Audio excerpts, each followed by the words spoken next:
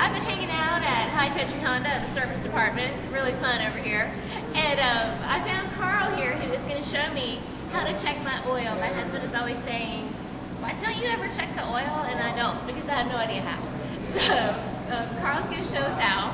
And what you got, Carl? Well, the first thing you have to do is make sure you're on a level surface. Okay, level surface. Yeah, if the car is tilted one way or the other, it's going to throw the reading off. Okay. So make sure it's flat and level. Find your oil dipstick, which usually is marked either by a little oil can. Some of them are color coded, either orange or yellow. Make sure the engine's off. Pull your dipstick out. What you want to do is wipe it completely off. Okay. Then you stick it back in. And sometimes it's easier said than done.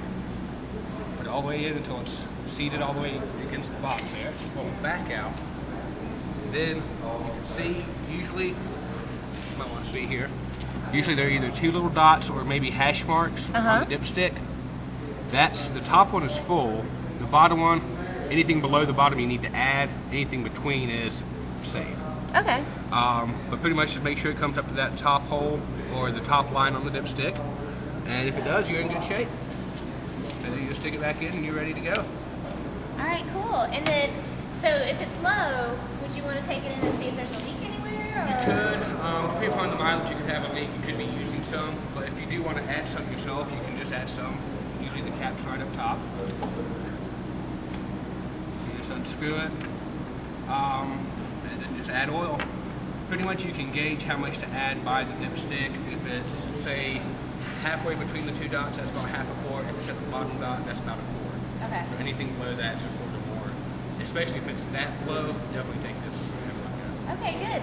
Now, Carl's going to show me how to pump up a tire that's low.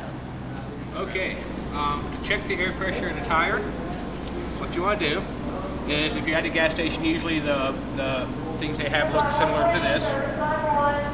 Unscrew the valve cap here and set it to the side so you don't lose it. And pretty much all you do is push this on to your valve stem and you'll get the reading right here. It'll shoot out and it will usually read out, it should be somewhere between 30 and 35 is what most manufacturers recommend.